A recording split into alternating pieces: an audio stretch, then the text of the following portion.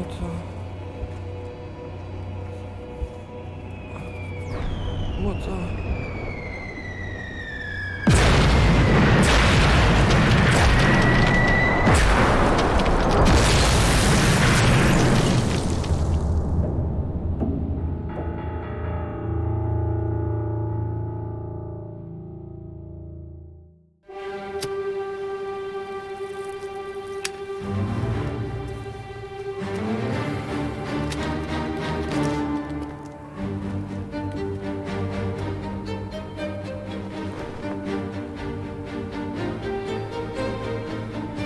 Friedens- und Waffenstillstandsangebot. Das ist nicht Ihr Ernst, Ludendorff. Die Westfront ist noch höchstens 2 Tage zu halten, Herr Generalfeldmarschall. Einen Sieg halten Sie nicht mehr für möglich, Ludendorff. Nach der Kapitulation Bulgariens und dem Durchbruch der Alliierten an der Balkanfront? Nicht mehr. Das bedeutet, wir stehen mit dem Rücken zur Wand. Keine Angst. Nicht wir, sondern die neue Regierung wird dafür die Verantwortung tragen. Für uns gilt es nur noch, die Armee zu retten. Ihre Existenz und vor allen Dingen ihre Ehre. Deshalb muss das Waffenstillstandsgesuch politisch motiviert werden und nicht militärisch. Und welche Regierung sollte bereit sein, sich dafür herzugeben? Um für die Alliierten glaubhaft zu sein, muss das Friedensangebot von denen ausgehen, die schon immer für einen Verständigungsfrieden waren. Sie wollen die Parteien der Reichstagsmehrheit in die Regierung aufnehmen? Ja. Um sie zum Sündenbock zu machen, muss man ihnen noch etwas bieten. Den Übergang zur parlamentarischen Regierungsform. Das würde zugleich die Chancen auf die Annahme eines Waffenstillstandsgesuchs verbessern, weil die Alliierten, besonders der amerikanische Präsident Wilson, behaupten, einen Krieg für die Demokratie zu führen. Erlaubt das denn die Verfassung von Hinze? Die werden wir ändern müssen. Im Gegensatz zu mir ist der verehrte Herr Staatssekretär sogar einen Schritt weiter gegangen. Er will die Sozialdemokraten an der neuen Regierung nicht nur beteiligen, er will sie ihnen übergeben. Das bedeutet Revolution. Ja, aber eine Revolution von oben.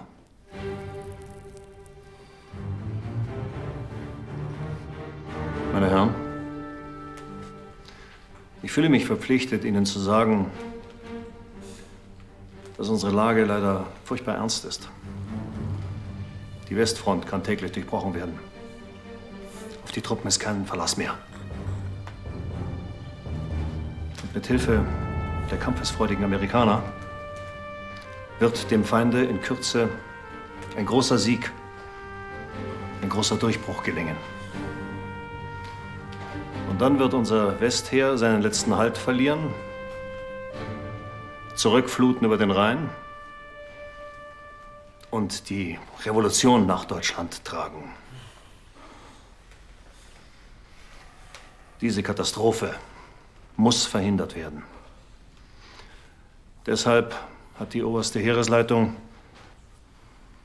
von Seiner Majestät und dem Reichskanzler gefordert, dass ohne Verzug ein Antrag auf Herbeiführung eines Waffenstillstandes gestellt wird.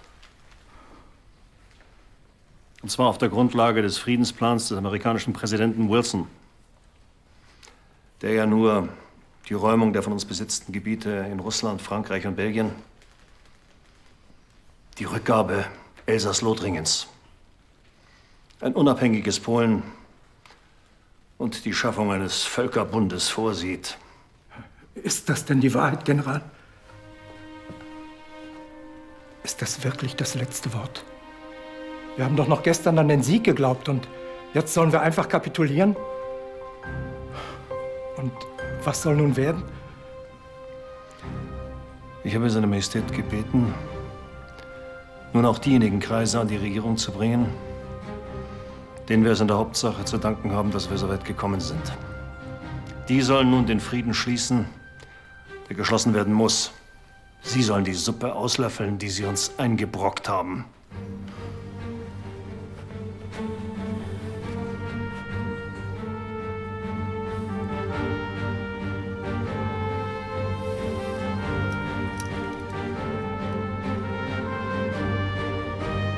Der Krieg ist verloren, Genossen.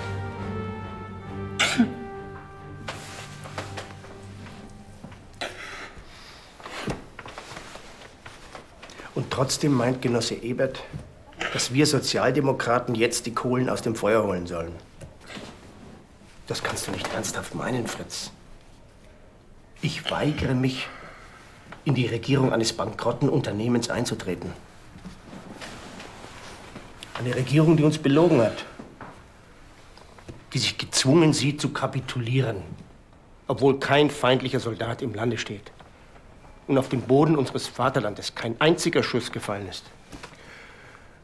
Wenn nun schon alles zusammenbricht, dann darf sich unsere Partei nicht den Vorwurf aussetzen, in dieser dunklen Stunde unsere Mitwirkung versagt zu haben, Genosse Scheidemann. Wir müssen uns im Gegenteil in die Bresche werfen. Müssen sehen, ob wir genug Einfluss bekommen, um unsere Forderungen durchzusetzen und mit der Rettung des Landes zu verbinden. Ich bin Genossen Noskes Meinung. Ich auch, Genosse Bauer. Ludendorff verspricht volle Parlamentarisierung. Das ist das, was wir Sozialdemokraten immer gewollt haben, Genossen. Es ist unsere verdammte Pflicht und Schuldigkeit, in die neue Regierung einzutreten.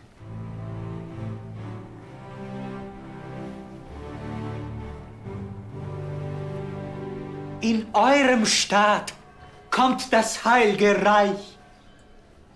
Aus dem Tumult der Kanonaden schwingt ewigen Friedensmelodie. Eigentlich sollte ich Sie jetzt verhaften. Unser verehrter Freund Becher, unser Arbeiterdichter. Die Revolution in, an und für sich. Dabei kommt er aus sehr gutem Münch nach Hause. Deswegen sind seine Verse auch Blätter im Wind. Diese bourgeoise Flucht vor der Wirklichkeit. Die Revolution will Männer mit formenden Kräften, bestimmt keine, die berühmte Dichter sein wollen. Also schonen Sie ihn, Herr Geheimrat. Wenn Sie das bolschewistische Übel ausrotten wollen, dann müssen Sie Herzfelde, seinen Bruder Hartfield und mich verhaften. Wen will unser lieber Geheimrat schon wieder verhaften? Wenn ich wollte, wie ich könnte, dann Sie, verehrte gnädige Frau, um Ihnen Tag und Nacht meine Bewunderung zu Füßen legen zu können. Sie sind zu beneiden, Herr Kassierer. Eine große Schauspielerin zu bewundern, ist eine Sache. Mit ihr leben zu dürfen, eine andere. Wo ist Graf Kessler? Er telefoniert. Ich hoffe, Sie haben mit Ihrem Vortrag noch nicht begonnen, mein lieber Becher. Oh, Sie hoffen zu Ihrem Glück vergebens. Er ist vorüber. Mein guter Freund, der Maler George Gross, Madame Théla-Durieux, die neue Göttin am Theaterhimmel. Wieland Herzfelder und sein Bruder John Hartfield kennen Sie ja. Sie sind der Verleger des großen Meisters, richtig? Ich, Gott bewahre. Für das Verlegen bürgerlicher Kunst ist wohl eher Ihr Mann zuständig. Und? Wie zu erwarten war. Der Kanzler ist gestürzt. Und mit dem Hinze und das ganze System. Verzeihen Sie, gnädige Frau. Ich bitte Sie. Und der Kaiser? Sitzt in Spa. Gibt sich demokratisch, wünscht, dass das deutsche Volk an der Bestimmung der Geschicke des Vaterlandes mitarbeitet. Dass Männer, die vom Vertrauen des Volkes getragen sind, teilnehmen sollen an den Pflichten und Rechten der Regierung. Das ist doch das, was Sie und Ihre demokratische Partei immer gewollt haben, Graf. Zu einem Zeitpunkt, an dem es noch Sinn gemacht hätte. Auf meine Teilnahme wird er leider verzichten müssen. Ich kann mir schwer denken, dass seine Majestät mit diesem Aufruf auch Salon-Bolschewisten wie Sie gemeint hat. Salon? Es brennt schon hier und dort in den Fabriken und mein Geld hat geholfen, sie anzuzünden. Hören Sie nicht auf ihn. Und wenn der Kaiser die Zeichen der Zeit verstanden hat? Werden wir unabhängigen Sozialdemokraten trotzdem nicht den Kopf für ihn hinhalten? Hoffentlich bereuen Sie es eines Tages nicht, mit diesem Herrn verkehrt zu haben. Und hoffentlich bereuen Sie demnächst nicht, rechts von rechts gestanden zu haben. Ich darf bitten, dem Ernst der Lage Rechnung zu tragen.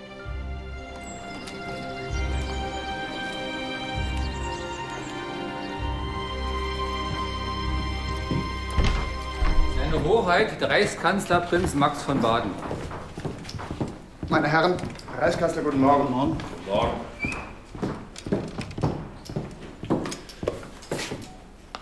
Bitte, meine Herren. Verzeihen Sie, Herr Reichskanzler, aber... Was aber? Herr Erzberger, setzen Sie sich. Herr Scheidemann, Herr Bauer, bitte. Ich habe Ihnen die Forderung meiner Partei des katholischen Zentrums zum Eintritt in die Regierung vorzubringen. Ich höre. Der Einfluss der obersten Heeresleitung auf die Politik muss entschieden eingeschränkt und der Krieg rasch beendet werden. Sie stellen ja viel schärfere Bedingungen als wir. Und der Kaiser muss Regent bleiben, Eure Hoheit.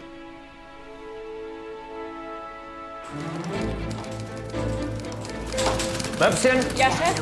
Es gibt Arbeit in meinem Büro, aber da liegt.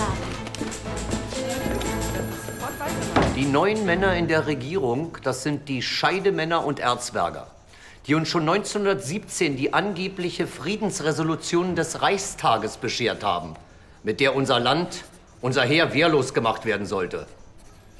Das sind nicht die Männer, die uns den Frieden bringen, sondern den Untergang. Mit Jammergestalten, Miesmachern und Unken aus der Tiefe ist kein Staat zu machen und schon gar kein Krieg zu gewinnen. Haben Sie das, Möpschen? Woher Sie es immer nehmen, Chef? Wer hat, der hat. Mit Scheidemann, Bauer und Erzberger bleibt uns nur eins: zu kapitulieren. Ausrufezeichen. Extrablatt, Extrablatt! Wilson vor der Truppenbrücke! Extrablatt, Extrablatt! Hier bitte. Danke sehr. Weiter voran, Keule. Extrablatt, Extrablatt! Und jetzt verlangt der amerikanische Präsident den Rückzug aller deutschen Truppen aus Frankreich und Belgien, sofortige Einstellung des U-Boot-Krieges und Abdankung seiner Majestät des Kaisers. Wie ich befürchtet habe, Paula. Während Sie blind sind, Sie alle in die Falle getappt. Noske, Ebert, Bauer und wie sie alle heißen. Gerissen haben sich förmlich darum, ein bisschen vorübergehende Macht den Sündenbock abzugeben.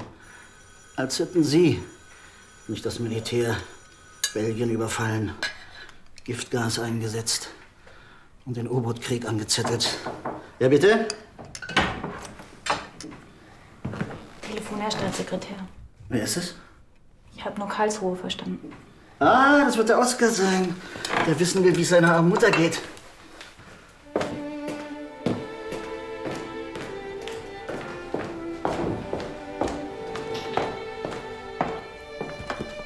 Oskar?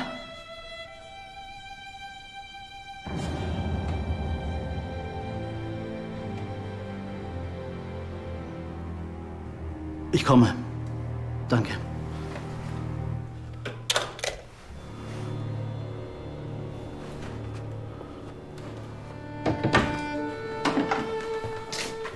Und?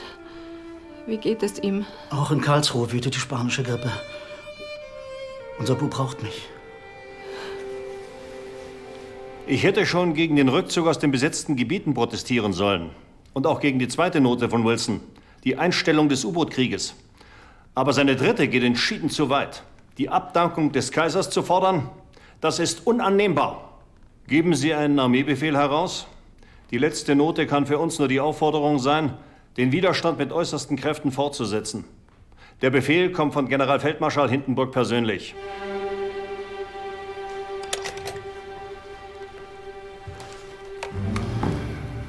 Wir sind einzig unserem Herrscherhause und unserem Volke verpflichtet.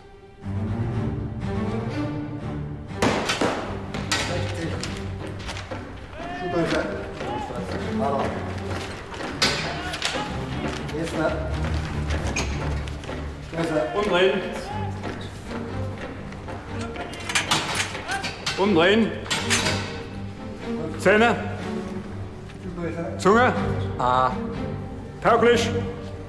Moll Friedrich, richtig? Jawohl, Herr Hauptmann. 17 Jahre, richtig? Nächstes Jahr im Februar, richtig, Herr Hauptmann. Schlosserlehrling, richtig? Jawohl, Herr Hauptmann. Zunge. 1,73. Ganz stolz sein, Junge. Wegtreten. Nächste. Palenke Paule, richtig? Richtig, Hauptmann. Umdrehen. Ihr Sohn ist nicht der Einzige, Herr Staatssekretär. Diese Epidemie ist schlimm. Allein schon bei uns hier über 200 Tote. Es ist gut, dass Sie gleich kommen konnten.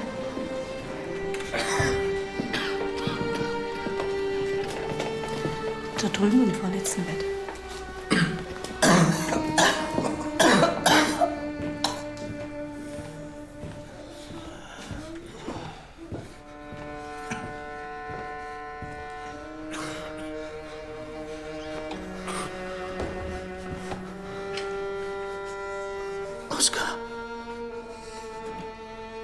Prinz. Dein Vater.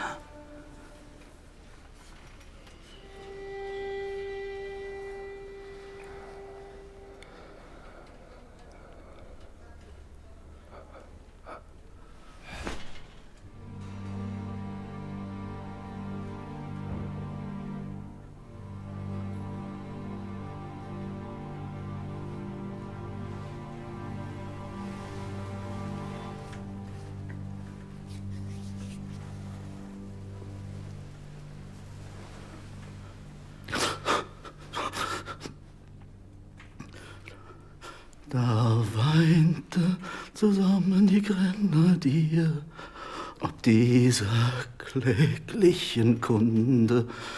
Der eine sprach: Wie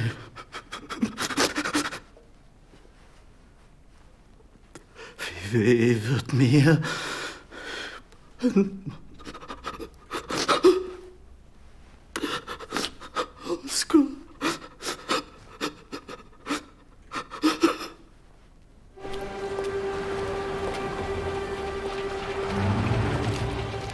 Ich bin gekommen, um mit seiner Majestät selbst zu sprechen. Der Kaiser muss den Kampf fortsetzen. Wir haben keine andere Wahl, Hoheit. Herr General Ludendorff, erst vor wenigen Tagen haben Sie mich und meine Regierung gedrängt, unverzüglich um Waffenstillstand nachzusuchen. Die Front könne jede Minute zusammenbrechen. Dieses Ihr überstürztes Ansuchen führte zu einer Ermutigung des Feindes und hatte katastrophale Folgen in der Welt. Und jetzt sprechen Sie plötzlich davon, den Kampf weiterzuführen? Jawohl, genau das werde ich seiner Majestät vorschlagen. Ansonsten empfehle ich meinen Rücktritt. Ja, und genau das ist es, was ich seiner Majestät empfehlen werde. Ihren Rücktritt. Mein Vertrauen in Sie ist zutiefst erschüttert. Das des Kaisers nicht. Ich werde seine Majestät vor die Wahl stellen. Sie oder ich.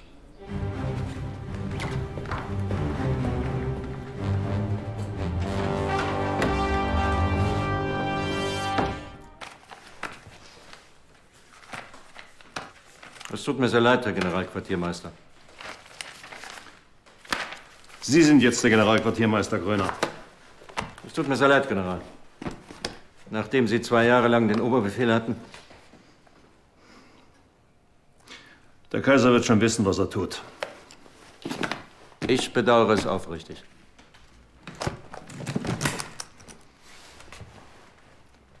Eine Festung, die sie hier gibt, bevor das letzte hergegeben ist, steht unter dem Fluch der Unehre. Aber Exzellenz, Sie haben doch den Waffenstillstand gefordert. Sorgen Sie für Ordnung im Reich Gröner. Sonst siegt der Bolschewismus. Der Kaiser muss sich an die Spitze seines Heeres stellen und notfalls mit ihm untergehen. Falls ihm sein Heer noch folgt. Ein Volk, das sich Bedingungen aufzwingen lässt, die seine Existenz vernichten, ohne das Letzte eingesetzt zu haben, ist dem Untergang verfallen.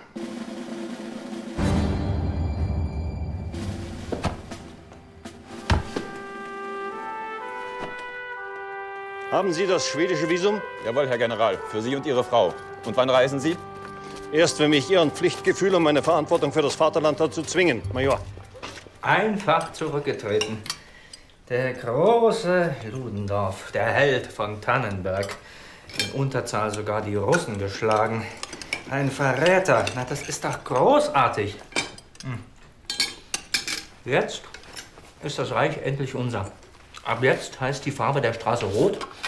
Und dieser Verbrecher, der wird schon morgen vergessen sein. Er ist frei, aus dem Zuchthaus entlassen. Harry, Sie hätten dabei sein sollen. Für mich war es ja das erste Mal. Ich stand vorhin ganz nah, diese glühenden Augen, diese Stimme, diese Sprache.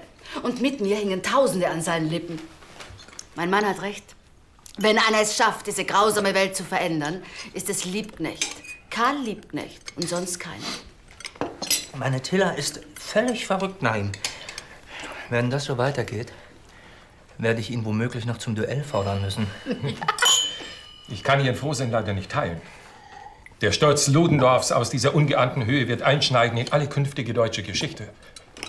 Wer hatte jemals seit Caesar so viel Macht in Händen? In ihm hat die Reaktion des Reiches ein Haupt. Und was für ein Haupt! Von welch unverdunkelbarem Glanz umstrahlt, unbesiegt, vergöttert. Er wird auferstehen wie Phönix, er und seine Generäle, wenn die Regierung ihre Pflicht getan hat. Und dann wird ein Sturm dieses Reich... Ja? Herr Becher, Graf. Entschuldige, Harry, ich wurde... Es ist eine riesige Demonstration vor der österreichischen Gesandtschaft. Madame Durieux, ich kann Ihnen gar nicht sagen, wie glücklich mich das macht, Ihnen das jetzt persönlich sagen zu dürfen. Sie waren in dem neuen Wedekind einfach unaussprechlich. Ich bin Ihnen zu tiefem Dank verpflichtet. Ihnen und Ihrem Entdecker Max Reinhardt. Mit Österreichern und Österreicherinnen, und meine Frau ist leider eine, spricht man ab heute nicht mehr als Deutscher, Becher. Und auch nicht über sie. Diese Verräter haben den Alliierten einen Separatfrieden angeboten. Na, weil wir gescheit sind. Wenn schon, gescheit, meine Liebe. Wie auch immer heißt das, dass der Sieg des Sozialismus nahe ist. Das sieht unser verehrter Gastgeber leider anders. Dabei nennt das Volk ihn den Roten Grafen. Es gibt Rot und Rot, meine Liebe. Mein rotes Denken gehört dem Tagesgeschehen, den kleinen Schritten Ihres, den Visionen und den Salons. Ich muss dann leider... Gussek! Jawohl, Sie wünschen? Sie kümmern sich bitte um unseren glücklichen Dichter. 40, 60, 80, 300. Vielleicht sollte ich auch anfangen zu dichten. Ich hatte mit dem Grafen über 3600 Mark gesprochen. Im Jahr, verehrter Herr Becher, im Jahr. Graf Kessler zahlt monatlich aus Vor- und Umsicht, da der Künstler zum Geld seine eigene Beziehung hat. Leider. Dass ich mir Ihren Namen nicht merken kann.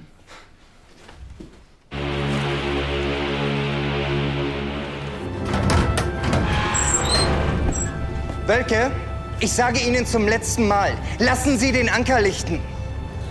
Nein. Das ist Meuterei. Die Regierung weiß nichts von dem Flottenvorstoß. Wir meutern für die Regierung, nicht gegen sie. Ihre Regierung, nicht meine. Zum letzten Mal lichten Sie den Anker. Nein, wir lassen uns nicht im letzten Moment opfern. Wir fahren nicht gegen England. Nieder mit dem Krieg. Nieder mit dem Krieg!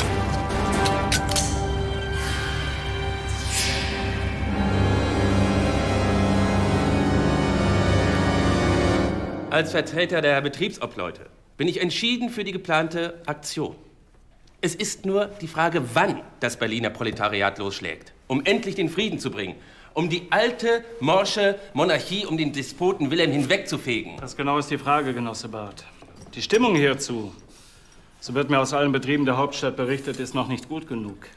Die Arbeiterklasse Berlins ist noch nicht bereit zur Revolution. Eine geradezu niederschmetternde Situation. Aktionen schon am nächsten Montag, also am 4. November, sind absolut ausgeschlossen, Herr Liebknecht. Genossen, wir vom Spartakusbund sind entschieden für eine einleitende Aktion am Montag. Je nach herrschender Stimmung kann die Aktion gesteigert werden bis zur Revolution. Genosse Liebknecht, ich warne vor überstürzten Handlungen, die die ganze Sache, unsere Sache, ernsthaft gefährden können. Die Zeit ist reif, loszuschlagen. Ach, Genosse Liebknecht, hören Sie doch auf mit Ihrer revolutionären Gymnastik. Sie haben doch keine Ahnung von der Stimmung in den Betrieben. Ich muss schon bitten. Ich schlage vor, die Aktion um eine Woche auf den 11. November zu verschieben. Wer ist dafür?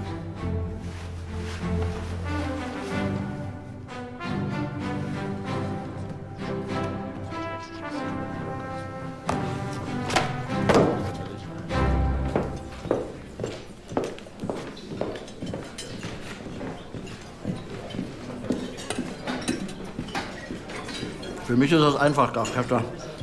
Ich bin nicht von Adel. Für mich ist das auch nicht schwer. Wenn der Kaiser nicht abdankt, und zwar noch vor dem Waffenstillstand, wird in der Welt keine Beruhigung aufkommen können. Schließlich ist er es, der sie seit 30 Jahren in Atem hält. Leider ohne, dass etwas dahinter steckt. Außer Theater. Die Frage ist nur, wie er den Nachfolger machen kann. Darüber haben wir auch lange geredet. Die Sozialdemokraten wollen nämlich erstaunlicherweise die Dynastie erhalten. Ist doch köstlich Stroganoff, oder? Und der Riesling. Wo war ich? Die Prinzen, ja. Führt leider kein Weg hin. Heinrich versoffen, Friedrich Wilhelm zu jung und zu blöde. Und außerdem völlig unbekannt. Der Herzog von Braunschweig wäre ein richtiger Mann. Er hat Verbindungen mit England, das könnte helfen, die Blockade aufzuheben. Das sind Weihnachtswünsche, Herr Geheimrat. Diese Verbindung hat der Kaiser auch. Wir müssen leider der Tatsache ins Auge blicken, dass wir längstens Anfang April keine Rohstoffe mehr zur Verfügung haben. Dann ist Schluss. Außerdem habe ich mit dem Chef des 7. Korps gesprochen. Er sagte, wenn es einen Arbeiteraufstand gibt, kann er für seine Truppe nicht mehr stehen. Abschließen, Kamerad! Wir haben wieder 2.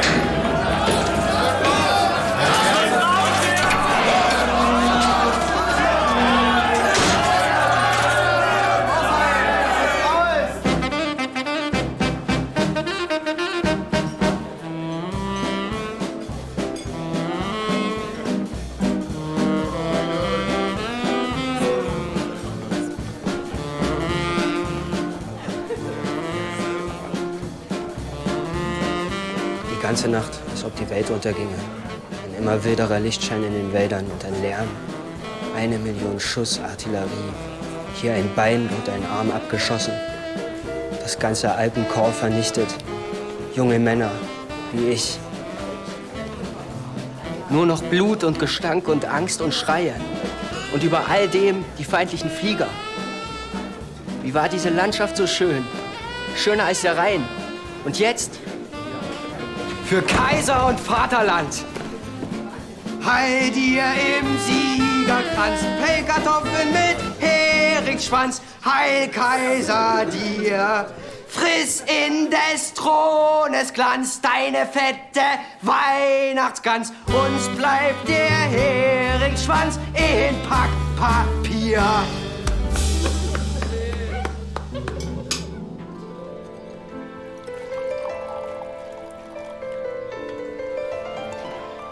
Auf die Kunst und die Ewigkeit. Sie kannten den Maler? Egon Schiele und ich waren Brüder. Und woran ist er gestorben?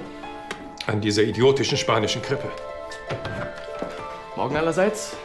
Können wir wieder mal nicht klopfen, Gussek? Verzeihung, aber ich habe gerade verbindlich erfahren, um 1 wird die Arbeit in den Fabriken niedergelegt, danach wird nach Hause zu Muttern futtern gegangen und um 3 wird dann auf die Straße gestiegen. Eine gemütliche Art, den Kaiser abzusetzen. Fritz Gussek, guten Morgen. Ich bin der Privatsekretär von Graf Kessler. Max Görz, er wird eine Zeit lang hier wohnen. Erfreut. Und nach uns ersprießen die freie Republik. Fürstenblut und Frieden, schneller! Und nach uns ersprießen die freie Republik. Wir holen unsere Kameraden raus! Nieder mit dem Krieg! Rausholen! Rausholen! Rausholen! Gebt unsere Kameraden frei! Brüder, nicht schießen! Feuer!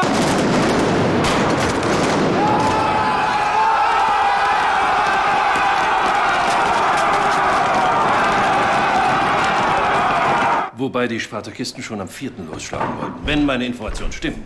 Herr Reichskanzler, mir wird berichtet, die Admiralität hätte versucht, einen letzten verzweifelten Schlag gegen England zu führen. Haben Sie dazu Befehl gegeben? Ich? Nie und nimmer. Diese ungeheure Anmaßung der Admiralität hat zu massenhafter Meuterei geführt, meine Herren. Die Lage in Kiel ist sehr schlimm. Die Matrosen haben inzwischen die Macht in der Stadt an sich gerissen. Eine Katastrophe. Was schlagen Sie vor, Herr Staatssekretär? Nur ein Mann von uns aus der Sozialdemokratischen Partei kann die Situation noch retten und beruhigender auf die Matrosen einwirken. Ich wüsste da einen. Aber ich will Ihrer Partei nicht vorgreifen, Herr Scheidemann. Sie denken sicher an den gleichen wie ich, Herr Erzberger, an meinen Genossen Noske. Lasst euch's nicht verdrießen, Noske, der wird schießen. Im Gegenteil, Herr Erzberger. Wir Preußen schießen nicht so schnell. Noske ist unser Spezialist für Marinefragen. Er wird die Lage beruhigen. Nur mit einem Sozialdemokraten wie ihm ist die Revolution noch zu verhindern. Ja, dann darf ich Sie bitten, ihn unverzüglich anzurufen, Herr Staatssekretär.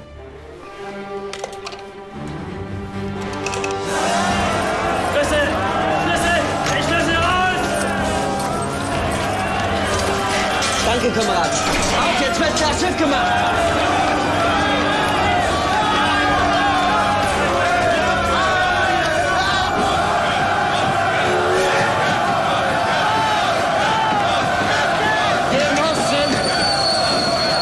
Genossen, Matrosen, eure Bewegung, an der ich keinen Anteil hatte, braucht eine feste Hand. Man hat mir gesagt, dass für die Leitung des Soldatenrates von Kiel noch niemand gefunden sei.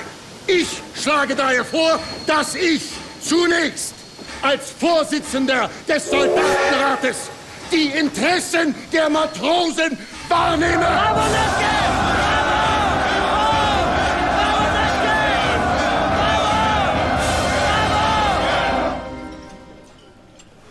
Die Marinelandetruppen haben sich den Meuterern angeschlossen und die Landwehrtruppen entwaffnet. Was aus den Schiffen geworden ist, weiß man noch nicht. Telefon und Telegraphen haben das genommen, daher die Verbindung mit Kiel unterbrochen. Und wenn die Revolte auf Berlin übergreift? Noch haben wir ein paar zuverlässige Truppen. Wo bleibt denn dieser Erzberger wieder?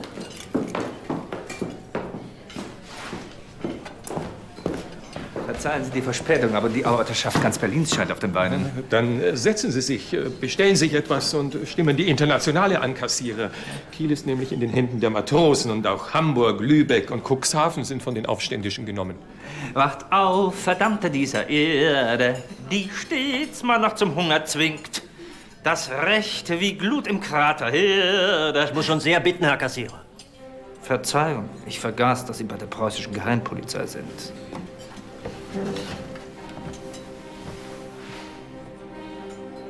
Sie sollten gehen und berichten. Herr Erzberger lässt sich entschuldigen, Graf. Eine plötzlich anstehende Reise macht sein Erscheinen unmöglich.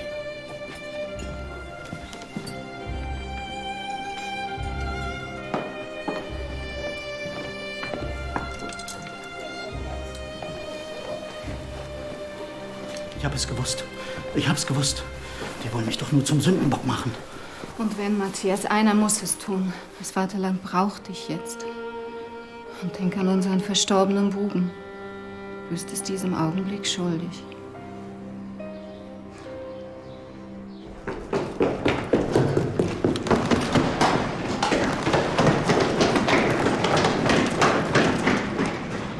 Hey, war da was?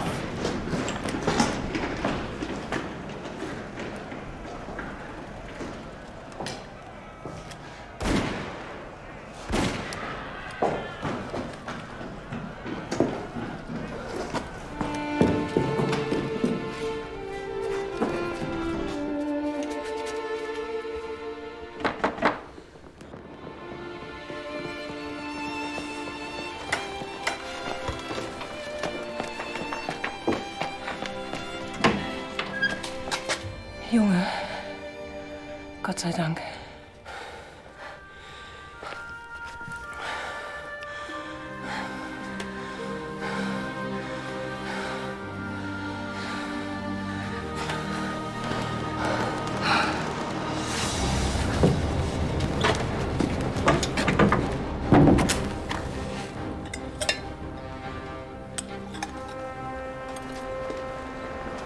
Wie kommst du denn hierher?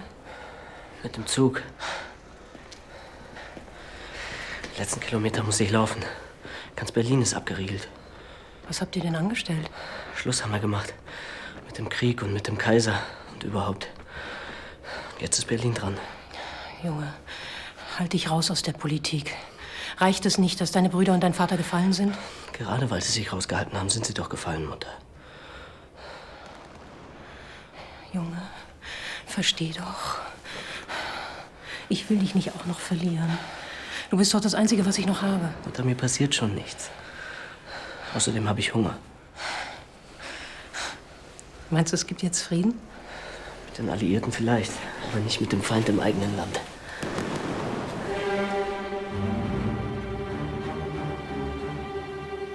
Auch ich finde Präsident Wilsons dritte Note nicht akzeptierbar. Jetzt die Abdankung des Kaisers zu verlangen, ist schlichtweg eine Unverschämtheit. Sowohl dem deutschen Volke als auch dem Herrscherhaus gegenüber. Es ist wohl das erste Mal in der Geschichte, dass nicht Militärs, sondern Politiker einen Waffenstillstand verhandeln. Aber ich sehe unsere Sache bei Ihnen in sicheren Händen. Also reisen Sie, Herr Staatssekretär. Reisen Sie mit Gott und suchen Sie das Beste für unser Vaterland zu verhandeln.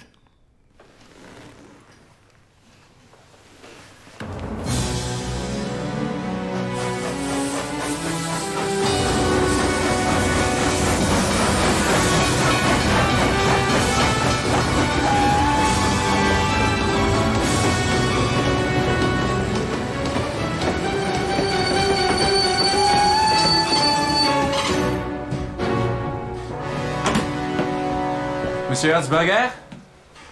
Oui? Le maréchal Foch a accepté de recevoir votre délégation à 10 heures. Der Marschall ist bereit, unsere Delegation um 10 Uhr zu empfangen. 3 Stunden noch. Was bildet sich dieser Franzmann ein?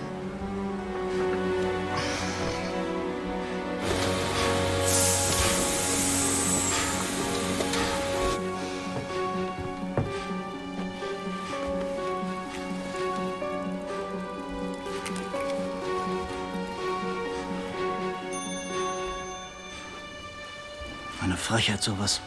Und schon wieder warten zu lassen.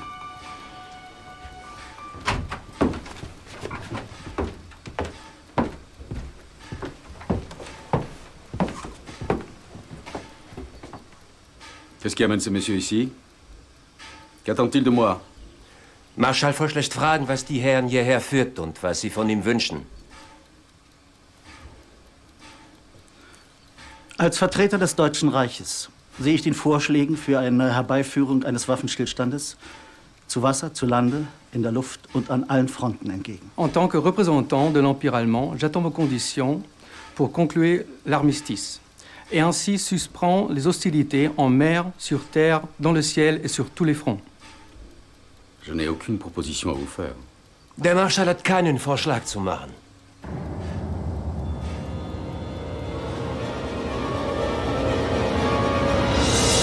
Die Lage hat sich gründlich gewandelt, Hoheit. Wir sprechen hier als Abgesandte der SPD. Ganz Berlin ist auf den Beinen. Die Kasernen haben, ohne einen Schuss abzugeben, die Macht an die Straße übergeben. Ich fürchte, die Massen fordern von mir als dem Parteivorsitzenden die Erfüllung unseres Parteiprogramms. Doch Deutschland ist noch nicht reif für die Republik. Der Kaiser muss abdanken. Sofort. Ja, ich habe Seiner Majestät die Forderung 5-mal gekabelt, aber ich habe keine Antwort bekommen. Dann muss einer seiner Söhne oder seiner Enkel die Regentschaft übernehmen. Die SPD beansprucht außerdem die Reichskanzlerschaft. Wären Sie bereit, das Amt zu übernehmen, Herr Ebert? Ja, Hoheit. Dann lasse ich verkünden, dass der Kaiser abgedankt hat und ich die Reichskanzlerschaft in Ihre Hände gelegt habe. Nur so bekommen wir die Massen von der Straße herunter. Können Sie die Revolution noch verhindern? Mir geht es wie Ihnen. Ich hasse die soziale Revolution wie die Sünde. Wir werden sie verhindern. Und wenn wir uns an ihre Spitze stellen müssen. Verzichtet seine Majestät auf den Thron? Fragezeichen. Nee, das ist nichts. Warten Sie, Möpschen, ich hab's gleich. Entsagung. Das ist richtig pathetisch. Schreiben Sie, der Kaiser zur Thronentsagung entschlossen.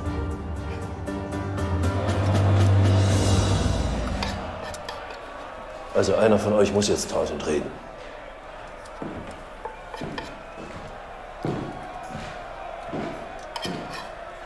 Fritz, hör auf mit Fressen. Geh jetzt. Fritz, bitte. Ja, was soll ich sagen?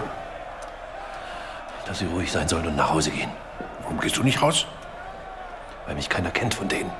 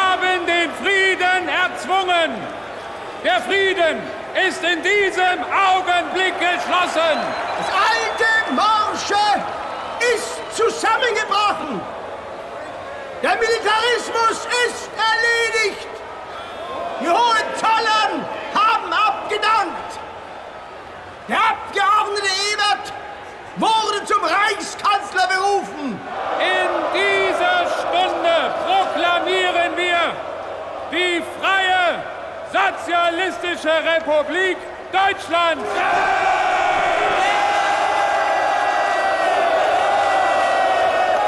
Es lebe die Deutsche Republik! Die Herrschaft des Kapitalismus, der Europa in ein Leichenfeld verwandelt hat, ist gebrochen!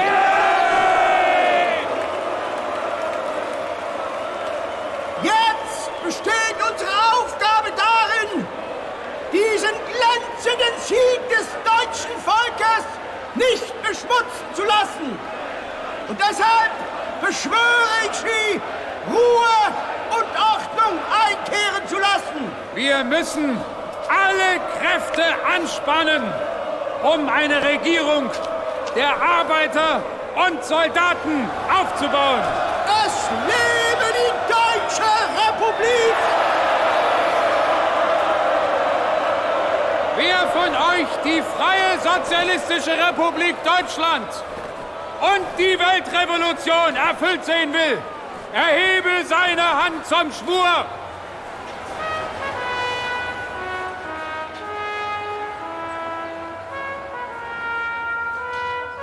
Bist du wahnsinnig geworden, die Republik auszurufen? Einer musste es tun, du wolltest ja nicht. Du hast kein Recht, die Republik auszurufen.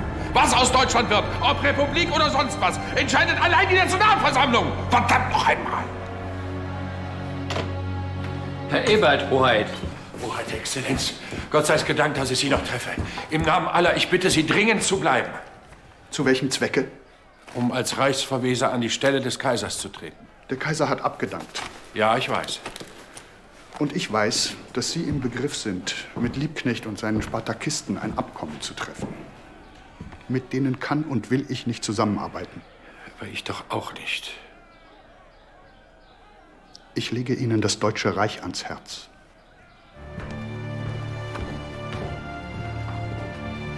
Ich habe 2 Söhne für dieses Reich geopfert.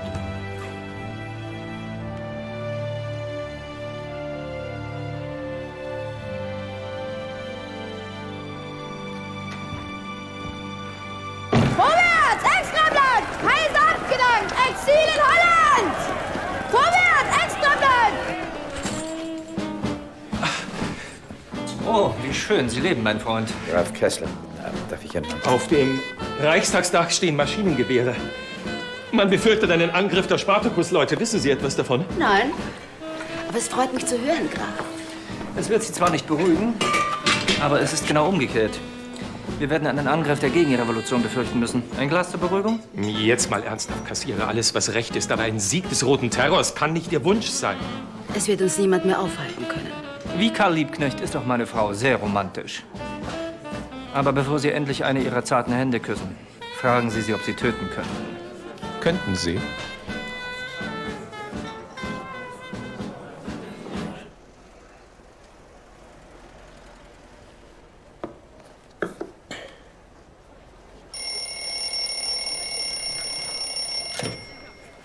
Ja, Ebert. Hier Generalleutnant Gröner. Schön, Ihre Stimme zu hören, Herr Generalleutnant. Herr Reichskanzler, ich darf Ihnen übermitteln, dass der Feldmarschall Hindenburg sich bereit erklärt hat, an der Spitze der obersten Heeresleitung zu verbleiben. Freut mich sehr, Herr Generalleutnant. Der Feldmarschall erwartet von der Reichsregierung die Unterstützung des Offizierskorps bei der Aufrechterhaltung der Disziplin und der straffen Ordnung im Heer. Was noch? Ich erwarte von Ihnen die restlose Bekämpfung der Revolution, Wiedereinführung einer geordneten Regierungsgewalt, Stützung dieser Regierungsgewalt durch die Macht unserer Truppe und baldigste Einberufung einer Nationalversammlung. Stützen Sie dann noch meine Regierung? Wenn Sie mir versprechen, dass wir gemeinsam Bolschewismus, Chaos und Revolution bekämpfen, dann ja. Abgemacht.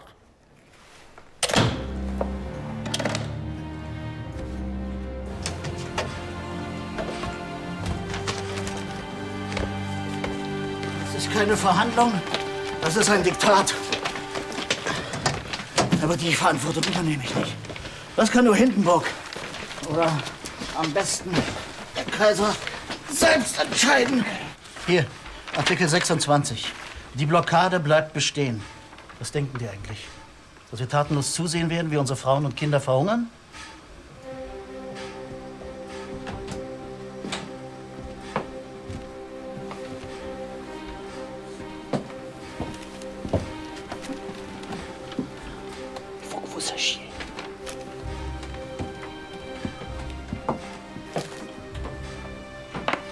Entschuldigung, Herr von Helldorf. Ja, Herr Staatssekretär? Diesen Zeitungsausschnitt hat mir ein Franzmann heimlich gegeben. Was steht denn da? Sagen Sie schon. Deutschland hat eine Volksregierung. Die Garnison von Berlin hat sich dieser Regierung zur Verfügung gestellt, die Reichsgeschäfte führt Friedrich Ebert, ein Sozialdemokrat. Und der Kaiser? Davon steht ja nichts.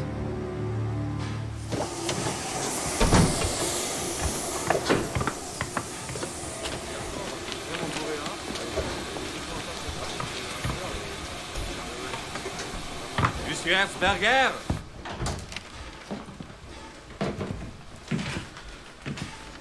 Vom Feldmarschall Hindenburg persönlich.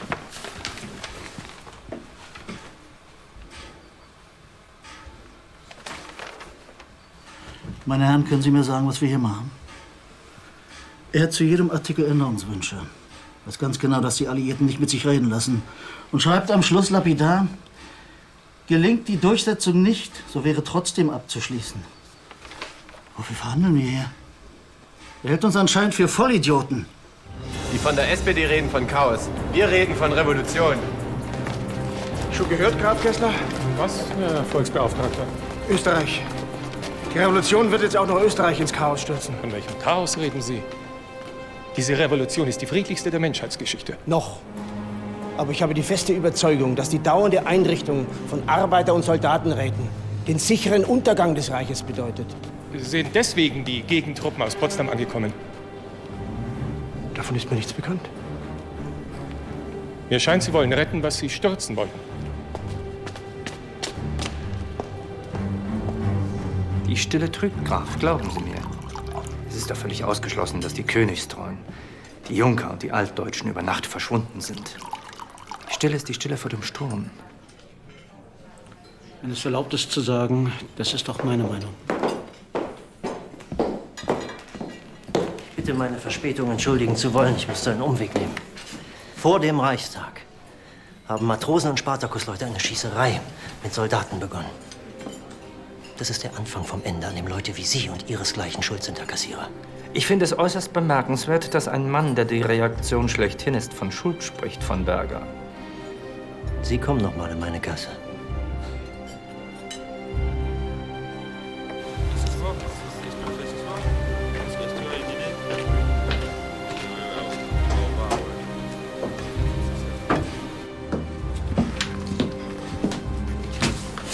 Marschall Foch lässt bestellen, dass die Änderungswünsche des Feldmarschalls in Gänze abgelehnt sind und es beim Ultimatum morgen 11 Uhr Vormittag bleibt. Aber ich warte doch immer noch auf die Antwortdepesche unseres neuen Kanzlers, die mich ermächtigt zu unterschreiben.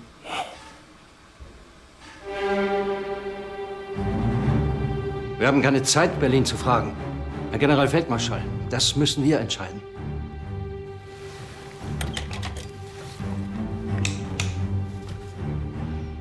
Haben Sie, ermächtigt zu unterschreiben, gezeichneter Reichskanzler Schloss.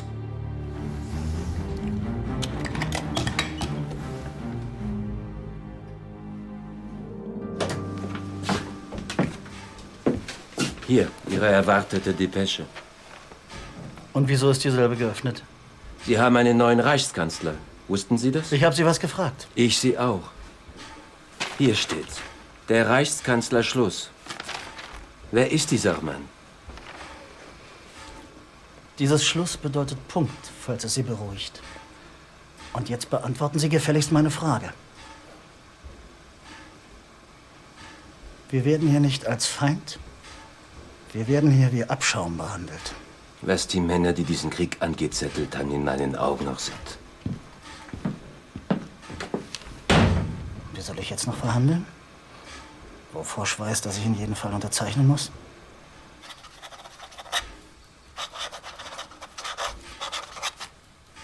Aber ich weise noch einmal darauf hin, dass die meisten dieser Verpflichtungen undurchführbar sein werden. Je vous rappelle que la plupart des obligations ne pourront être respectées.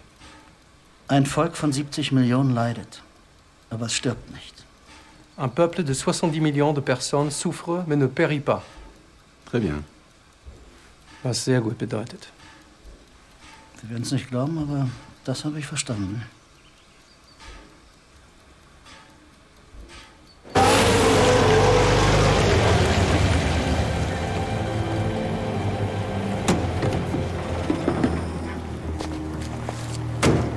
Und wenn ich wiederkomme, wünsche ich dieses Automobil schwarz-rot-gold beflaggt zu sehen. Aber... Nix aber!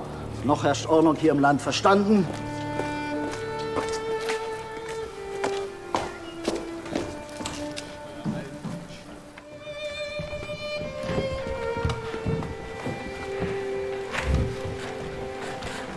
Tja, Herr Erzberger, uns bleibt nur, Ihnen für die Dienste, die Sie in schwerster Stunde zum Wohl des Volkes geleistet haben, zu danken. Herrn Scheidemann und Herrn Landsberg kennen Sie ja bereits. Die Herren Kollegen, Volksbeauftragte von den Unabhängigen, Hase, Dittmann, Barth. Wir kennen uns allerdings auch. Wir möchten Sie in Ihrer Funktion als Waffenstillstandskommissar bestätigen. Und Ihnen im Namen des Volkes den Auftrag erteilen, die von Ihnen schwer erkämpften Bedingungen von Compiègne auch durchzusetzen. Immer vorausgesetzt, dass Sie uns, der neuen, aus der Revolution hervorgegangenen Regierung, auch zur Verfügung stehen wollen. Ich nehme diesen Auftrag einzig in der Hoffnung an, dass die Alliierten diese Regierung bei den kommenden Friedensverhandlungen als Partner auch anerkennen werden.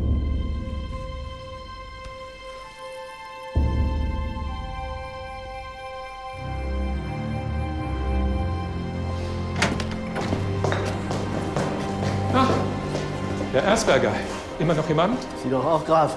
Ich höre, gehen Sie als Gesandter nach Warschau. Ich habe die Aufgabe übernommen, unsere Truppen aus Polen und der Ukraine herauszubekommen. Hier würden Sie aber dringender gebraucht. Mit dieser Regierung werden unsere Feinde niemals Frieden schließen. Mit Ebert und Konsorten reden die nicht einmal. Unsere beiden Parteien müssen jetzt Verantwortung übernehmen. Sonst marschiert Foch ein. Und das noch vor Ablauf des 30-tägigen Ultimatums. Das Wichtigste ist eine Front gegen Spartacus. Sowie die Vorbereitung der Wahlen zu einer Nationalversammlung. In der wird dann Ihr Zentrum sowie auch meine Demokratische Partei vertreten sein. Wann könnte diese Wahl denn frühestens sein? Vor Januar ist da nicht daran zu denken. Da sehe ich den Feind schon im Land stehen. Und das alles, weil diese Offiziere zu feige waren. Dieser Chef des Gardekorps, der seinen Soldaten verboten hat, auf die Revolutionäre zu feuern, gehört erschossen, wenn Sie mich fragen. Ich denke, Sie sind Katholik. Und kann als solcher auch bereuen. Stimmt das, Graf? General Ludendorff ist nach Schweden geflohen? Er erzählt zumindest die Gerüchteküche. Meine ewige Rede. Die größten Helden sind, wenn es darauf ankommt, am feigsten. Der Mann, der sich ins Amt des Waffenstillstandskommissars gedrängt hat, der im Wald von Compiègne Cäsar, Otto, Martha, Paula, Ida, Emil, Georg, Nordpol, Emil, Möpschen alles leichtfertig unterschrieben hat, was ihm der Franzose Foch, F-O-C-H, unter die Nase gehalten hat, dem unsere nationale Ehre völlig gleichgültig ist, der uns verraten und verkauft hat, der ist zurück in Berlin. Erzberger. Endlich gibt's ihm mal einer, Herr Grabowski. Diesem reaktionären Schmierfinken Grabowski sollte man einfach eine aufs Maul hauen. Als ob ihr Mann nicht alles getan hätte, was er konnte. Ohne ihn wäre Elsass-Lothringen besetztes Gebiet und wir müssten sämtliche Waffen, Maschinen, Flugzeuge, Schiffe und U-Boote abliefern und das in einer Frist. Lass gut sein, Johann. Viel wichtiger ist es, mit dieser Regierung fertig zu werden. Steht's 3:3. Unabhängige gegen Mehrheitssozialisten. Weder den einen noch den anderen ist im geringsten zu trauen. Schön, dass mein Mann in dieser Situation einen Freund hat, auf den er sich verlassen kann, Herr Giesberts. Ja, das wäre noch schöner. Schließlich sind wir in derselben Partei. Trotzdem, darf es noch ein Stück Kuchen sein, Herr Abgeordneter? Gern. Und den Abgeordneten lassen wir weg, weil das der beste Muckefuchs seit langem ist. Aber zu einer Regierung mit den Unabhängigen, womöglich mit Liebknecht und dieser Luxemburg, führt über mich kein Weg, Matthias. Die wären imstande und würden mit der Linken Frankreichs gemeinsame Sache machen. Mit denen redet kein Deutscher von Ehre. Denen geht's auch einzig darum, sich zu rächen. Ich bete jeden Tag, der Franzose würde irgendwann mal wieder freundschaftlich mit uns reden. Genauso wie der Engländer und der Russe. Geht's dir nicht gut, Matthias? Das hat er jetzt öfters, seit er beim Franzos war.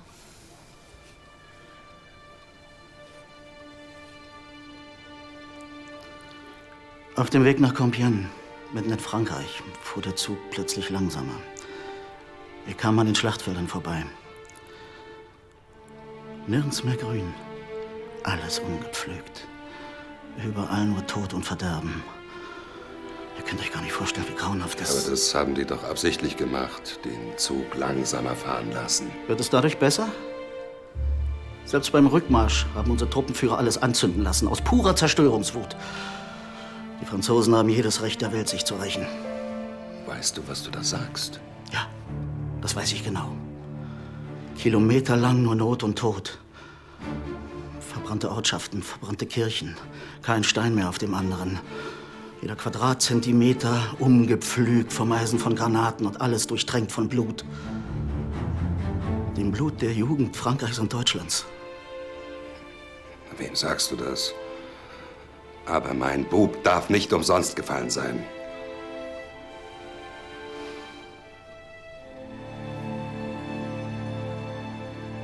Es freut mich sehr, Genossin Luxemburg, dich endlich in Freiheit zu sehen und im Kreise unseres Spartakusbundes begrüßen zu dürfen. Wie war die Fahrt? Ach, mühsam. Ich brauchte 2 geschlagene Tage, musste 6-mal umsteigen, um von der Festung Wronke in Breslau hierher zu kommen. Die Revolution tangiert eben auch den Bahnverkehr. Oder die Konterrevolution. Jedenfalls haben mich keine Zehntausende begrüßt am Bahnhof, wie den Genossen Liebknecht. Weil es keiner gewusst hat. Oder bist du etwa eifersüchtig? Keineswegs gar. Auf jemand, der bereit gewesen ist, mit Ebert in eine Regierung zu gehen, kann man nicht eifersüchtig sein. Ja, stimmt, Rosa. Ich war in einem Moment schwach. Aber die Genossen haben mich zurückgepfiffen. Wäre ich nicht Atheistin, würde ich sagen, Gott sei Dank. Allein die Augen dieser Pola Negri retten dieses Werk des Unsinns. Das Wort Selbstzweifel scheinen Sie nicht zu kennen. Na, da muss ich Sie enttäuschen. Ich bin die Inkarnation desselben. Aber Lubitsch, diesem Knattermime, können Sie diesen Vorwurf machen? Na, schon der Titel des Films, die Augen der Mumie Mar. Es macht doch klar, dass einem nur billigste Unterhaltung geboten wird. Und so verbitte ich mir das, über Lubitsch als Künstler zu reden. Kunst, das ist was anderes, Herr Görz. Kunst muss erheben, erbauen, erleuchten. Graf Kessler hat mich gebeten, Ihren letzten Gedichtband zu lesen. Der hat mich weder erhoben, noch erbaut, noch erleuchtet. Aber der Film von Lubitsch hat mich sehr gut unterhalten. Mich leider auch, lieber Becher. Mich auch. Also was Herrn Görz gefällt, ist mir relativ schnuppe. Aber dass Sie... Herrn, Frau Kassierer, Graf. Ich muss mich entschuldigen, Graf. Ich bin zu spät, ich weiß. Aber ein Gedicht von Toller ließ mich erst nicht schlafen und dann in einen todesähnlichen Schlaf versinken. Ich bitte Sie, verehrte Frau Durieux. Herr Görz hat es eben gewagt, Sie mit Pola Negri in einem Atem zu nennen. Und hat wem den Vorzug gegeben? Auf der Bühne gibt es für mich nur Sie, Frau Durieux. Und im Moment auch im Leben. Verstehen Sie jetzt, Graf, was es heißt, seine Frau mit allen teilen zu müssen? Aber dafür von allen beneidet zu werden, mein lieber Kassierer. Und jetzt sollten wir unseren Freund Becher, der Toller verachtet, bitten, den Raum zu verlassen und Sie uns sein Gedicht vorzutragen.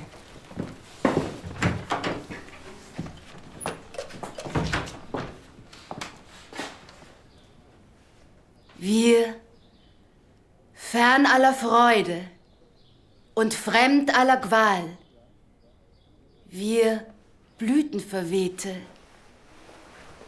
im nächtlichen Tal.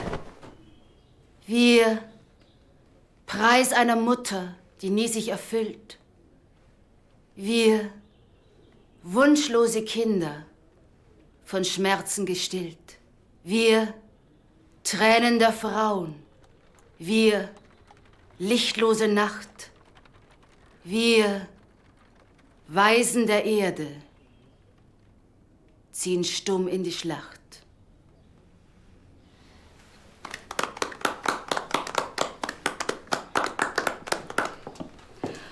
Und jetzt wäre ich für ein Gläschen Champagner dankbar.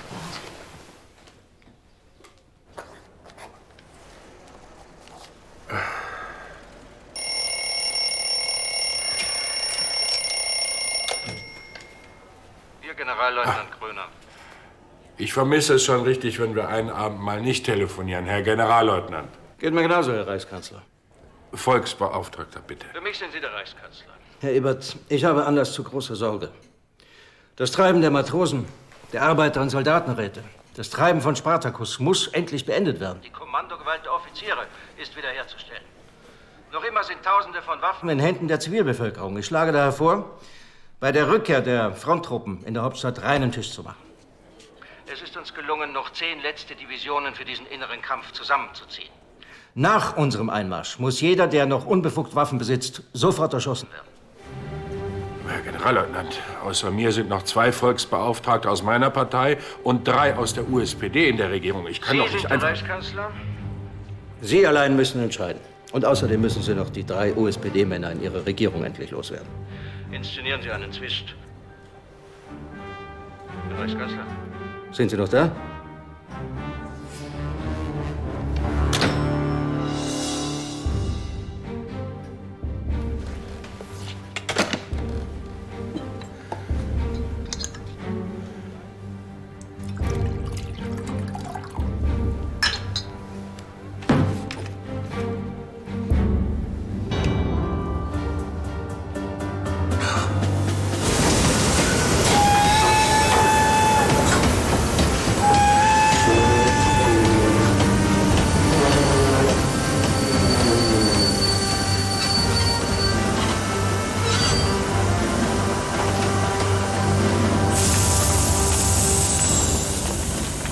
Hey, Sida, kommen Sie mal her. Hey, Sida, kommen Sie mal her.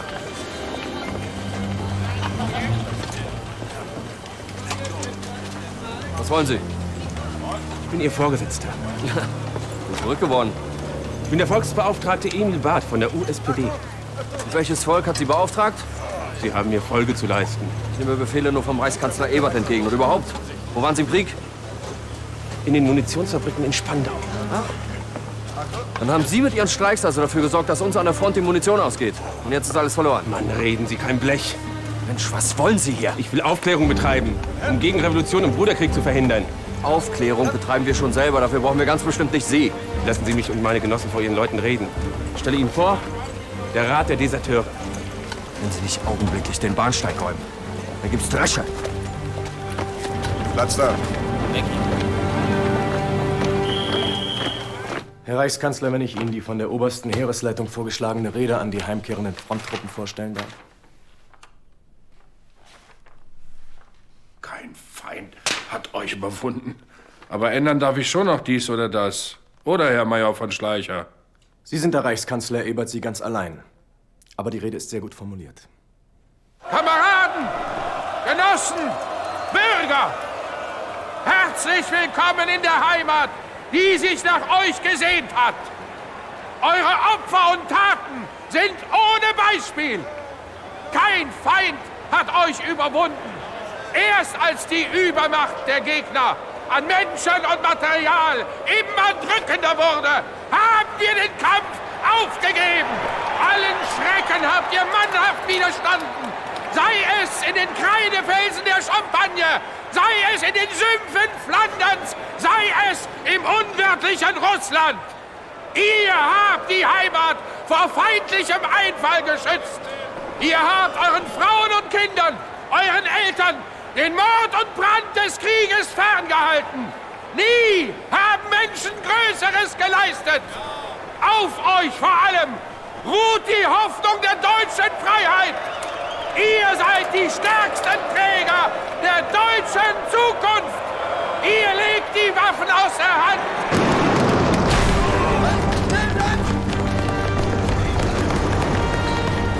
In Position!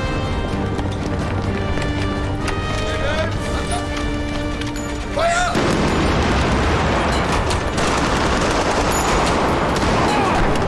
Tore schließen! Die Zustände in Berlin sind unerträglich. An ein vernünftiges Regieren ist überhaupt nicht zu denken. Nicht eine Stunde ist man sich sicher. Das freche Gebaren der Matrosendivision, die auch noch unsere Wache stellt, übersteigt jedes Maß. Noch heute muss die Regierung nach Weimar verlegt werden. Berlin steht völlig unter der Herrschaft der Straße. Spartakisten, Verbrecher, Irrenhäusler. Sagen Sie doch gleich, Sie wollen den Konflikt mit uns Unabhängigen. Sie treiben Schindluder mit dem Sozialismus. Sie verraten die Republik, um Faschings- und Hottentottenwahlen für die Nationalversammlung abzuhalten. Sie sind es, die sich schützend vor ihre Militärkamerilla stellen. Das sind schon die paar dummen Jungenstreiche der Offiziere gegen das, was... Sie sind eine Volksregierung und hassen das Volk. Meine Herren Volksbeauftragten, ich habe die Tore schließen lassen und die Telefonleitungen unterbrochen. Viele unserer Kameraden sind tot, ermordet von der Gegenrevolution. Und noch immer verweigert man uns unsere Löhnung, obwohl morgen Heiligabend ist. Wir verlangen unser Geld. Räumen Sie Ihr Quartier im Schloss, geben Sie die Schlüssel ab wie abgemacht, dann bekommen Sie Ihr Geld. Wir wollen unser Geld jetzt. Wir sind die Macht. Bitte, dann übernehmen Sie doch die Regierung. Und schon morgen sind die Alliierten einmarschiert. Bitte, wenn Sie das wollen. Wir wollen nur unseren Lohn.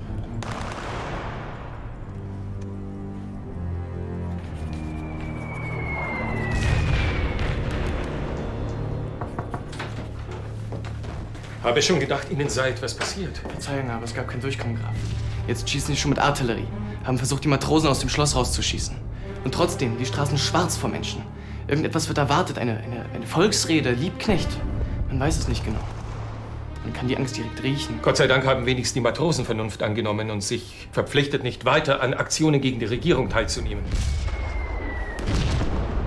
Wenn das mal kein Fehler war.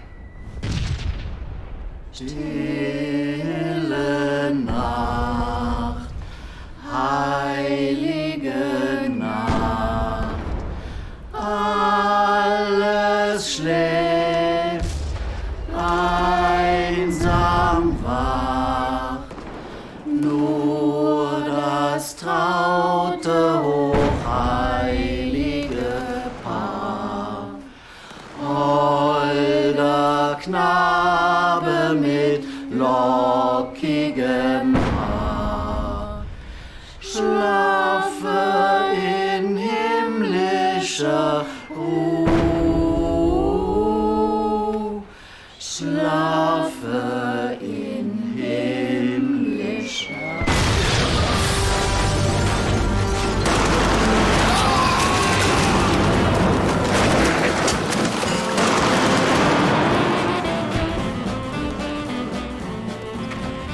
Da kann ich sagen, was ich will. Mein Vater glaubt diesen Spartakus-Leuten. Und ist nicht der Einzige. Aber Ihre Argumente sind fadenscheinig. Und Ihre Versprechen absurd. Die Reaktionäre sind noch lange nicht am Ende, Max. In deren Gehirnen wachsen Kulturen, in denen irgendein künftiges, grässliches Volksschicksal gezüchtet wird. Lupus in fabula. Wieso, wer ist das? Mein neuer Chef, Proctor Franzau, Minister des Äußeren. Guten Abend, Graf. Willkommen in Berlin. Danke. Und ich gratuliere, Graf. Aber traurig, dass die Regierung Männer braucht, die für sie denken können. Können wir das? Wie ich höre, haben Sie mein Angebot, als Gesandter nach Bern zu gehen, leider abgelehnt. Ich denke, ich werde hier gebraucht. Und ich bin Gott sei Dank nur fürs Äußere zuständig.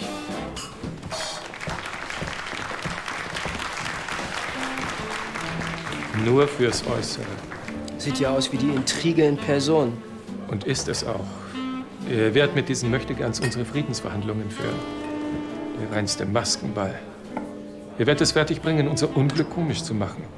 Alte, morphiumsüchtige Schauspielerin, der es in katastrophalem Maße an Humor fehlt. Frohe Weihnachten, Genossen! Wir haben das Zeitungsviertel besetzt. Endlich ist der Vorwärts ein rotes Blatt. Nieder mit der Regierung Ebert Scheidemann. Alle Macht den Arbeiter- und Soldatenräten. Champagner. Womöglich ein Bild verkauft, Herr Gross? Nein, von Herzfelde einen Grafikauftrag bekommen. Es lebe die Revolution. Die ist bis jetzt nichts als Schiebung, mein Freund. Und Ihre Ideale sind, wie auch die Ihren, bloße Verkleidung Ihrer materiellen Interessen. Hm? Und sowas will meinen Champagner trinken. Stimmt das? Graf Proctor Franzau ist Außenminister? Wer die Demokratie will, muss auch einem Grafen die Gleichberechtigung zuerkennen. Und deshalb wollen wir sie nicht, sondern wir wollen den Umsturz. Es sei denn, dass Sie meinen Champagner bezahlen. Meine Schulter. Der hat auf uns schießen lassen, der feine Herr Ebert. Mit Feldartillerie und Gasgranaten. Aber endlich sind unsere Leute raus aus dieser Regierung des Klassenverrats.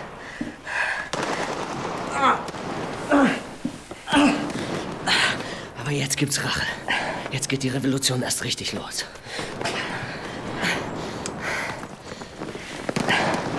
Liebknecht und Luxemburg, das sind die Einzigen, die uns jetzt an die Macht bringen. Die Einzigen. Junge, bitte, versprich mir, dass du jetzt hier bei mir bleibst. Wenigstens solange die Wunde nicht verheilt ist.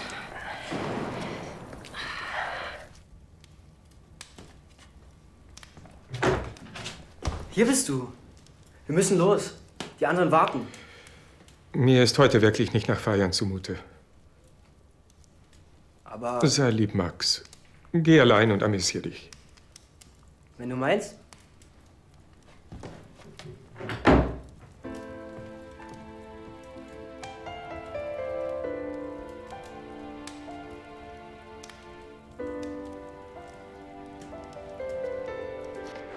Vielen Dank, dass Sie das ermöglichen konnten.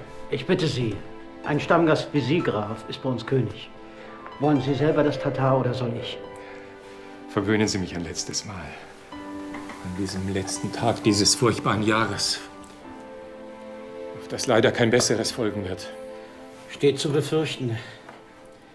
Dass Spartacus sich offiziell von uns getrennt hat, wissen Sie sicher. Sie sind bei den Unabhängigen. Noch. Aber wenn die so weitermachen, Liebknecht und Luxemburg haben recht. Nur reden bringt nichts. Das würde ich mir überlegen, Gustav.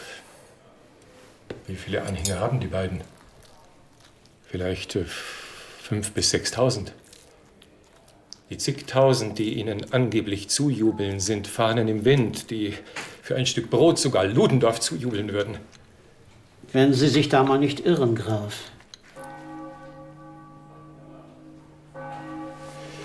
Ich mache das.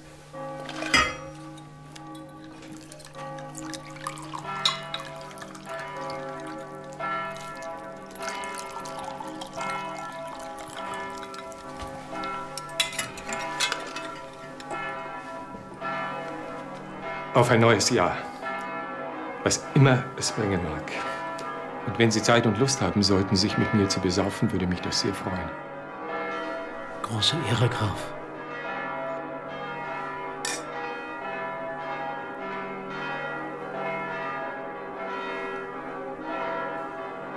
Arbeiter! Genossen! Soldaten! Ebert, Scheidemann, Zaudernicht! Ihr Cäsarenbahn lechzt nach neuem Blut! Zahlreiche heilige Menschenleben fielen ihrem rasenden Hass gegen das revolutionäre Proletariat schon zum Opfer! Arbeiter! Genossen! Jetzt ist der letzte Nebel weggeblasen! Klar ist die Situation! Es geht ums Ganze! Bewaffnet euch! Gebraucht die Waffen gegen die Todfeinde! Auf in den Kampf! Der zerschmettern muss die blutbesudelten Ebert und Scheidemann!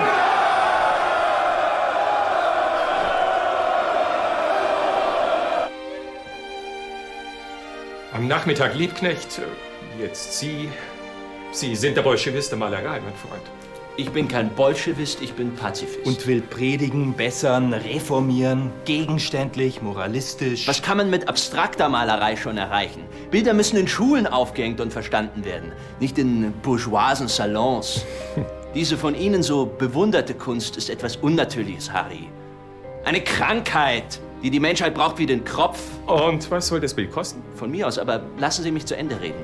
Kunst muss verändern, muss Gewalt sein. Hört, hört. Aber Gewalt erzeugt doch wieder nur Gewalt. Und die Wirkung Ihrer Kunst ist doch in Ihrer witzigen Darstellungsweise begründet. Und ist trotzdem Gewalt, weil sie andere anstiftet, Handgranaten zu schmeißen. Ich muss gestehen, dieser Einwand ist nicht nur witzig, sondern treffend. Also, was kostet das Bild? Also wirklich, liebe gnädige Frau, ich glaube, ich habe vor dem Krieg das letzte Mal so gut gegessen. Wie war noch der Name dieser schwäbischen Köstlichkeit? Geisburger Marsch, Herr Abgeordneter. Das Fleisch haben uns Verwandte von Matthias aus Biberach geschickt. Wollen Sie einen Nachschlag? Da Nein zu sagen wäre Sünde. Gerade von englischer Seite wurde mir immer wieder gesagt, dass der Eintritt des Zentrums in die Regierung von erheblicher Bedeutung für den Ausgang der Friedensverhandlungen sein würde. Und du, Matthias? Aber immer. Danke, Paula. Wir könnten in der Opposition viel mehr erreichen. Eben nicht. Was wir brauchen, ist eine handlungsfähige Regierung. Trennung von Staat und Kirche. Nur über meine Leiche, Matthias. Ja, aber die Freiheit der Religionsausübung ist doch garantiert. Und konfessionslose Schulen kommt gar nicht in Frage. Was ist doch am Tisch? Wird von den Einzelstaaten geregelt. Ich bin trotzdem dagegen. Wenn wir nicht in die Regierung eintreten, werden die Alliierten sagen, die deutsche Regierung hat nicht genügend Bürgschaft hinter sich. Ich beschwöre dich, Johann. Wir sind es in dieser schweren Stunde dem Vaterland schuldig. Glauben Sie meinem Mann, Herr Giesberts. Gewalt, einerlei, von wem sie ausgeübt wird, ist reaktionär. sind wir alle bald tot.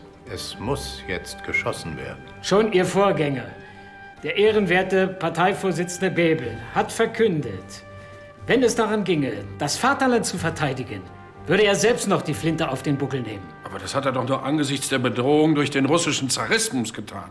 Ob Zarismus oder Bolschewismus, wir müssen uns unserer Haut wehren, Herr Ebert. Die Herren entschuldigen mein spätes Erscheinen, aber auf der Bahn herrscht totales Chaos.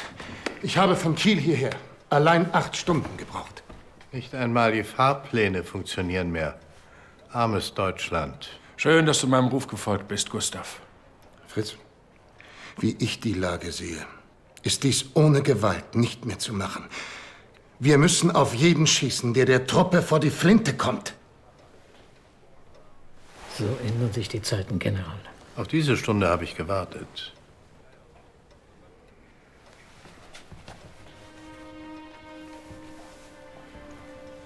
Herr Kriegsminister, Herr General Lüttwitz, Herr Hauptmann Pabst, meine Herren, ich stimme Ihnen zu. Die Lage ist unerträglich.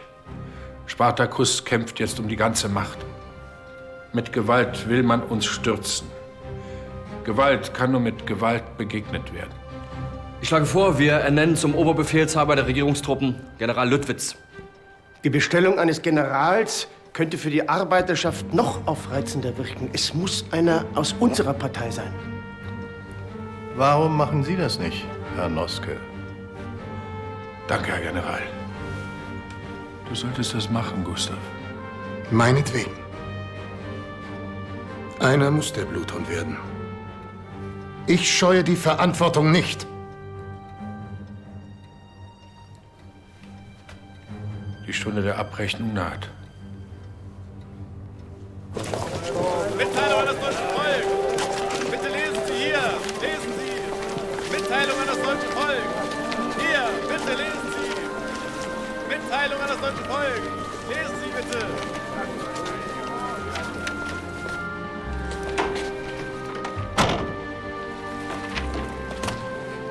Junge, deine Kameraden müssen aufhören mit dem Kampf, sofort. Du musst es ihnen sagen. Hier, lies.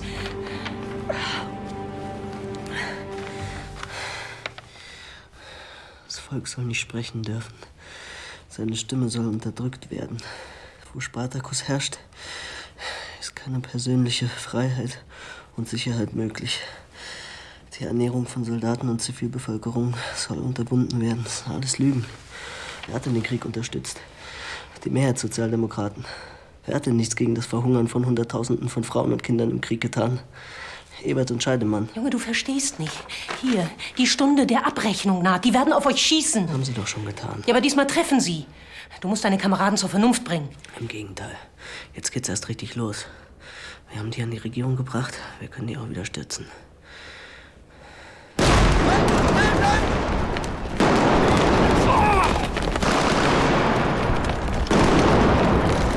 Es geht um Weltgeschichtliches, Max. Das ist Herzfelde, Gross und den anderen nicht klar. Es geht um die Entscheidung zwischen West und Ost, zwischen Krieg und Frieden, zwischen einer berauschenden Utopie und einem grauen Alltag. Nie seit den Tagen der Französischen Revolution hat so viel für die Menschheit auf dem Spiel gestanden. Weiter! Vorwärts!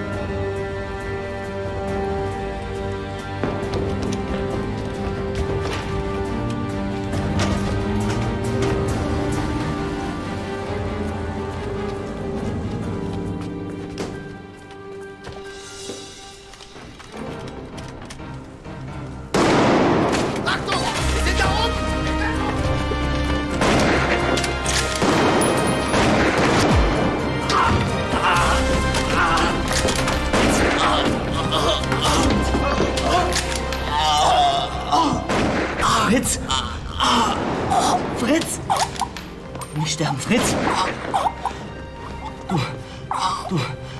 Du bist doch...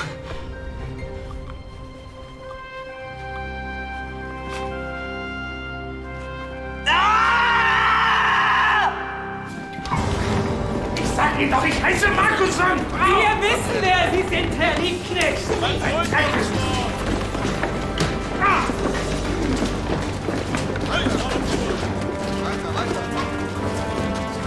Nach Ihnen, Fräulein Luxemburg. Frau Luxemburg.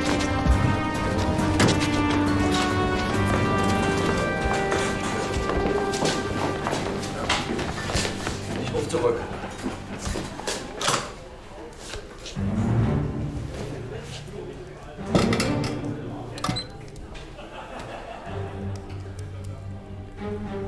Karl Liebknecht. Und Sie sind Frau Luxemburg, richtig? Entscheiden Sie bitte selber. Dem Steckbrief nach müssten Sie es sein. Wenn Sie es sagen.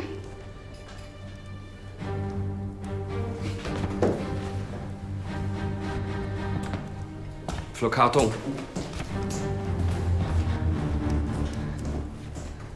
Herr Noske, Hauptmann Papst. Ich habe Sie, beide, Liebknecht und Luxemburg. Bitte geben Sie den Erschießungsbefehl. Das kann ich nicht. Dann wird die Partei zerbrechen. Rufen Sie General von Lüttwitz an. Der wird mir diesen Befehl nie und nimmer geben. Dann müssen Sie selbst verantworten, was zu tun ist. Danke. Einzeln erledigen.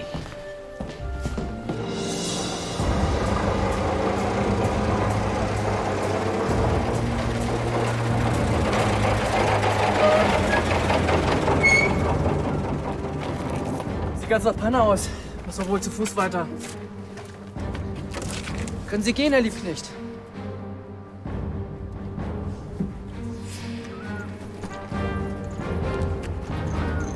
Soll schon gehen.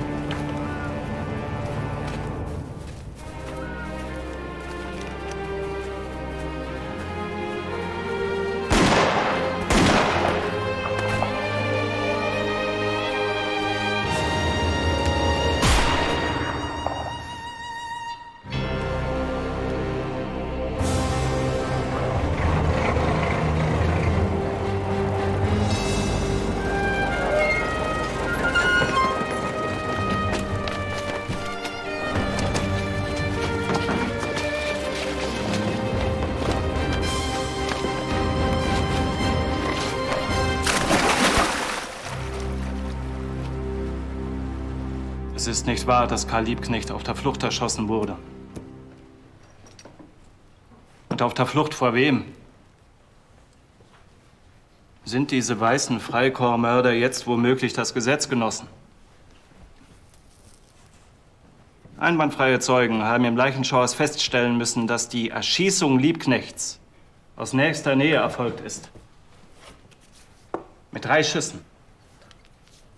Einen in den Oberarm, einen in die rechte Brusthälfte und den dritten, den tödlichen, in die Stirn. Am Hinterkopf befindet sich eine große Ausschussöffnung. Das heißt, er wurde ermordet. Wir fordern, dass die Untersuchung dem Militärgericht abgenommen und einem bürgerlichen oder einem Sondergericht aus Vertrauensleuten beider sozialistischer Parteien übergeben wird.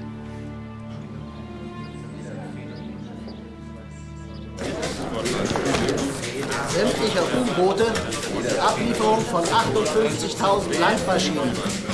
Ruhe, verdammt nochmal! Ich kann ja mein eigenes Wort nicht verstehen. Ablieferung sämtlicher U-Boote. 58.000 Landmaschinen. Ja, ist dieser Vorstand wahnsinnig geworden. Das sind ja fast alle, die wir haben. Nur über meine Leiche. Sie meinen die Leichen von weiteren Tausenden und Abertausenden von verhungerten Zivilisten. Vor allem Frauen und Kindern. Aber diese Bedingungen sind unannehmbar. Und wenn der Waffenstillstand deshalb nicht verlängert wird? Dann reisen Sie ab. Das bedeutet Fortsetzung des Krieges, Herr Reichskanzler. Ist Ihnen das klar?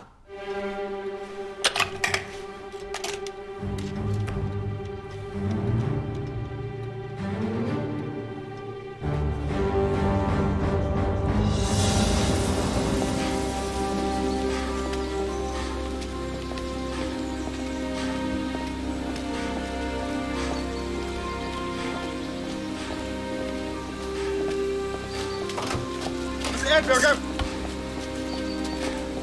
Telegram for you, Mr. Burger.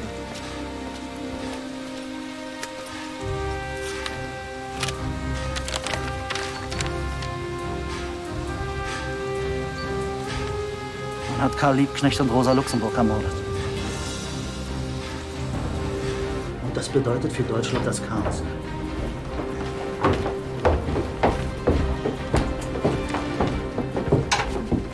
Monsieur Erzberger vient d'apprendre que Karl Liebknecht et Rosa Luxemburg ont été assassinés. Et maintenant, vous craignez la vraie révolution. Ob Sie jetzt die wirkliche Revolution befürchten? Ja.